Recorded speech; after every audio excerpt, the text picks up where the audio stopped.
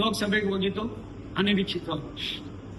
ನಮ್ಮ ರಾಷ್ಟ್ರದ ನಮ್ಮ ಗೃಹ ಮಂತ್ರಿಗಳು, ನಮ್ಮ ನಾಯಕರಾದ ಅಮಿತ್ ಶಾ ಅವರು ವಿಧಾನಸಭಾ ಚುನಾವಣೆ ಮುಂಚಿತವಾಗಿ ನನ್ನ ಮನೆಗೆ ಬಂದು ಒಂದು ಸೂಚನೆ ಕೊಟ್ಟರು. ನಾನೊಂದ್ ಕಡೆ ನಿಂತ್ಕೊಂಡೆ, ಅಶೋಕ್ ಒಂದ್ ಕಡೆ ನಿಂತ್ಕೊಂಡ್ರು. ನಾನು ಅದನ್ನ ತುಂಬಾ ತೀಕ್ಷ್ಣವಾಗಿ ತೆಗೆದುಕೊಂಡು ಚುನಾವಣೆ ಆಯ್ತು. ಅದಾದ್ಮೇಲೆ ಎರಡೂ ಕಡೆ ನನ್ನ ಸೋತವನ್ನ ಮತ್ತೆ ಕರೆದು ಪಾರ್ಲಿಮೆಂಟ್ ಕಳಿಸಿದ್ರು. ಅಲ್ಲಿ 1,76,000 ಅಧಿಕ ಮತಗಳಲ್ಲಿ ಗೆದ್ದಾದ್ಮೇಲೆ 50 ವರ್ಷ ಏನು ತುಮಕೂರು ಲೋಕಸಭಾ ಕ್ಷೇತ್ರಕ್ಕೆ ಆಗಿಲ್ಲ ಅಷ್ಟು ಯೋಜನೆಗಳನ್ನ ಕೈಗೆತ್ತಿಕೊಂಡು ಈಗಾಗಲೇ ಕೆಲವರಲ್ಲಿ ಯಶಸ್ವಿಯನ್ನು ಕೂಡ ಮಾಡಿದ್ದೇನೆ.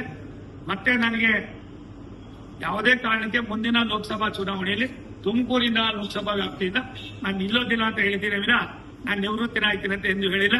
ಆ ರೀತಿ ಕೆಲವು ಬಂದಿದೆ, ನಾನು ವಿಷಾದ ವ್ಯಕ್ತಪಡಿಸ್ತೀನಿ. ನಾನು ಹೇಳಿದ್ದು ತುಮಕೂರು ಲೋಕಸಭಾ ಕ್ಷೇತ್ರದಿಂದ ಮುಂದಿನ ಲೋಕಸಭಾ ಚುನಾವಣೆಗೆ ನಿಲ್ಲೋದಿಲ್ಲ ಅಂತ ಹೇಳಿದ್ದೀನಿ. ಇದನ್ನು ಸ್ಪಷ್ಟೀಕರಣವನ್ನ ಕೊಡ್ತಾ ಇದ್ದೀನಿ.